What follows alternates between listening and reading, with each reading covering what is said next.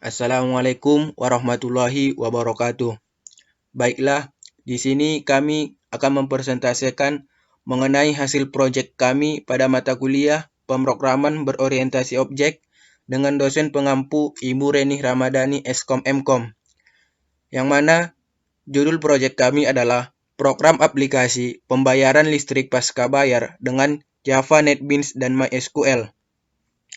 Anggota kelompok kami terdiri dari yang pertama saya sendiri, Mahmud Idris Siregar, kemudian yang kedua Hari Prasetyo, kemudian yang ketiga Abiyu Agung. Baik, terkait dengan tujuan dan manfaat dari proyek kami ini, yang pertama adalah mengefisiensikan ketahanan dalam penyimpanan data. Kemudian yang kedua, mengefektifkan dalam menyimpan data. Kemudian yang ketiga, mempermudah dalam pengaksesan, pencarian, dan sebagainya pada data yang disimpan sebelumnya. Untuk pembahasan selanjutnya mengenai nanti bagaimana sistem dari proyek yang kami buat ini dan juga cara kerjanya akan dijelaskan oleh Saudara Hari dan Saudara Abiyu. Baiklah, di sini saya akan menjelaskan Univit Modeling Language. Kami menggunakan use case. Nah, di sini terdapat 4 aktor, yaitu pelanggan, operator loket, tugas lapangan, dan admin server. Lalu di sini operator loket melakukan login. Uh, Operator loket ini bisa mencetak laporan, lalu menambahkan data pelanggan, transaksi pembayaran, dan mencetak struk pembayaran, yang mana ini akan diserahkan ke pelanggan. Lalu pelanggan menyerahkan struk pembayaran bulan lalu, kemudian membayarnya. Di sini admin server menerima laporan dari operator loket dan melakukan login untuk memasukkan data pemakaian, memasukkan data user, dan memasukkan data tarif per kWh. Nah, di sini petugas lapangan mentransfer data pemakaian listrik bulan aktif kepada admin server. Nah, di sini kita awali dengan start, lalu kita inputkan username dan password. Di sini ada pilihan apabila password benar, username dan password benar, kita akan masuk ke menu admin atau pelanggan. Nah, apabila username dan password salah, kita akan dikembalikan ke bagian penginputan username dan password. Nah, di sini apabila kita sebagai admin, kita akan masuk ke menu admin, yang mana pada bagian admin ini kita bisa mengakses menu data pelanggan, data tarif, data tagihan, data pembayaran, dan menu data penggunaan. Uh, apabila kita menjadi pelanggan, kita akan masuk ke menu pelanggan, yang mana di bagian pelanggan ini kita hanya bisa mengakses menu data penggunaan. Nah, apabila kita sebagai admin ataupun pelanggan selesai melakukan transaksi ataupun pengecekan pada menu pembayaran listrik pada aplikasi pembayaran listrik ini, lalu kita logout kan untuk keluar dari aplikasi pembayaran listrik ini, lalu end atau selesai. Oke, selanjutnya saya akan mencoba menjelaskan aplikasi ini. Sebelumnya ayo kita bahas database-nya terlebih dahulu. Di sini saya menggunakan database bernama listrik. Di database listrik saya menggunakan 6 tabel. Di sini ada tabel login yang berisi 2 field, username dan password. Di tabel pelanggan sendiri ada namanya ID pelanggan, nometer, nama, alamat, dan kode tarif. Nometer sini maksudnya nomor meter ya. Di pembayaran ada ID bayar, ID penggunaan, ID pelanggan, tanggal, bulan bayar, total biaya, dan status. Di penggunaan sendiri ada 6 field, ID penggunaan, ID pelanggan, bulan, tahun, meter awal, dan meter akhir. Di tagihan ada ID penggunaan, ID pelanggan, bulan, tahun, jumlah meter, dan jumlah tagihan. Di tarif sendiri ada 4 field, ada kode tarif, ada daya, tarif per kWh, dan status. Oke, kita akan membahas di sini. Di sini sudah ada tampilan login. atau form loginnya. Ayo kita coba jalankan. Misalnya kita akan coba masuk sebagai admin. Ini adalah tampilan admin. Dan jika kamu mau keluar, bukan keluar, quit, maksudnya logout, kamu tinggal pencet di sini dan kamu akan masuk ke form login lagi. Jika kamu masuk sign as guest atau masuk sebagai guest, kamu hanya melihat data tabel tagihan.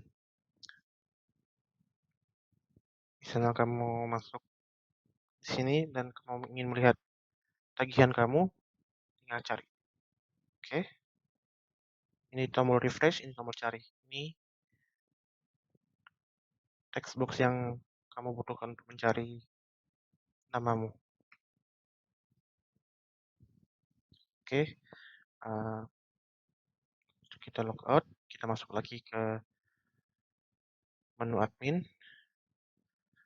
Ini adalah tampilan beranda. Kita masuk ke tampilan beranda, ini maksudnya. Lalu kita masuk ke tampilan tarif.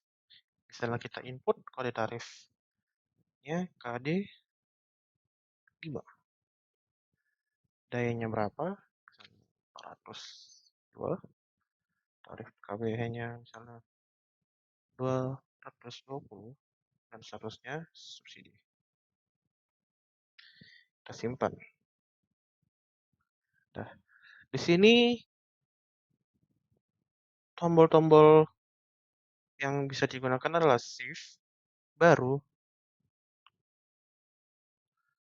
edit, dan delete, dan cari. Di sini kita bisa mencari misalnya KD 1, cari. Akan muncul seperti ini. Misalnya kamu delete, misalnya kita buat baru dulu.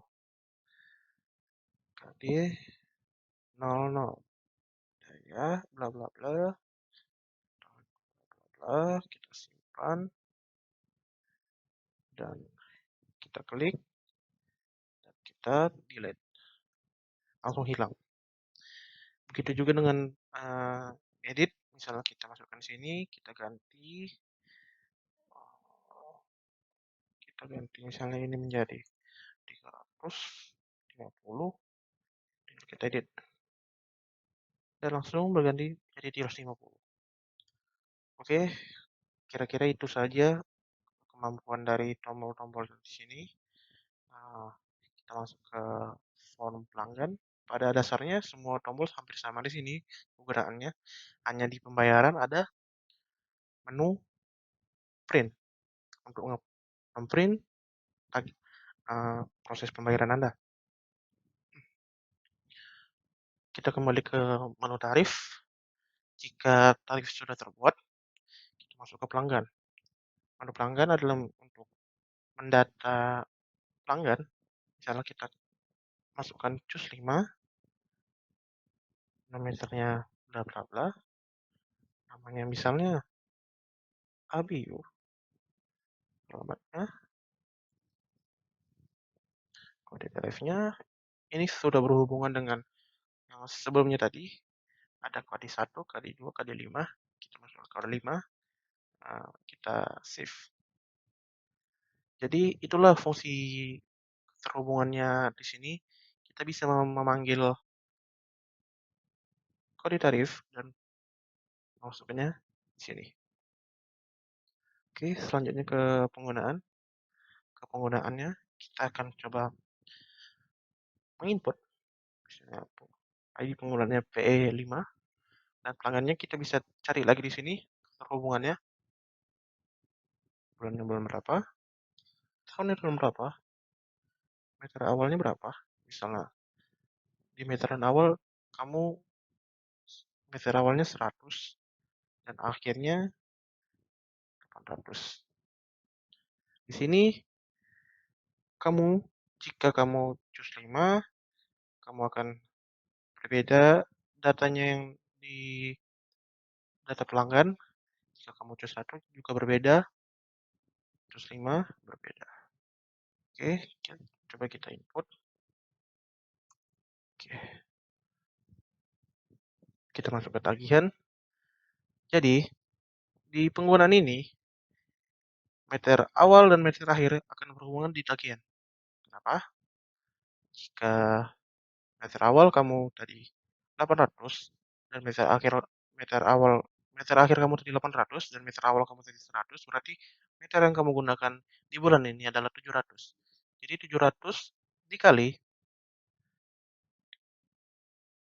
tarif yang kamu gunakan, misalnya tarif per KW kamu 220, akan dikalikan dan di tagihan akan keluar jumlah tagihannya. Misalkan tadi di meter awal tadi kan di penggunaan tadi yang PE5 ini adalah 800.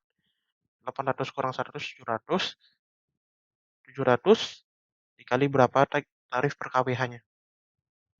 Oke, lanjut ke pembayaran. Oke, sebelumnya saya akan ingatkan kalau di Dagah ini kenapa nggak ada tombol-tombol CROD ini, create, read, update, dan delete, serta di sini karena di tabel tagihan ini otomatis pendataannya sesuai dengan penggunaan. Jadi kalau kamu input di sini, di tagihan juga akan otomatis terinput. Oke, di menu terakhir ada pembayaran. Misalnya ini kamu masukkan cus 5. Oke, ini ada penggunaannya, ada tanggal bayarnya, statusnya bisa terbayar atau belum terbayar. Jadi semua di sini ada biaya admin, jumlah tagihan, kode tarif, jumlah meter, pajaknya, pajak PPN-nya juga, nama pelanggannya, dan coba kamu save. Oke, jika sudah terbayar, kamu bisa mencetak laporannya. Kamu tinggal klik saja. Kan aku masuk ke sini dan tinggal kamu print. Print.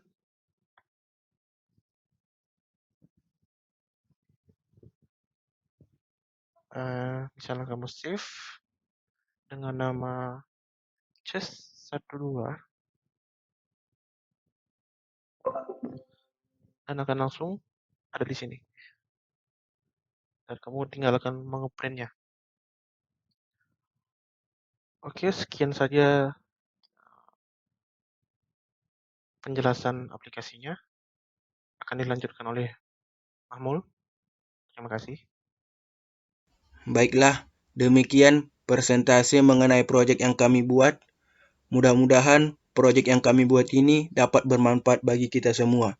Wassalamualaikum warahmatullahi wabarakatuh.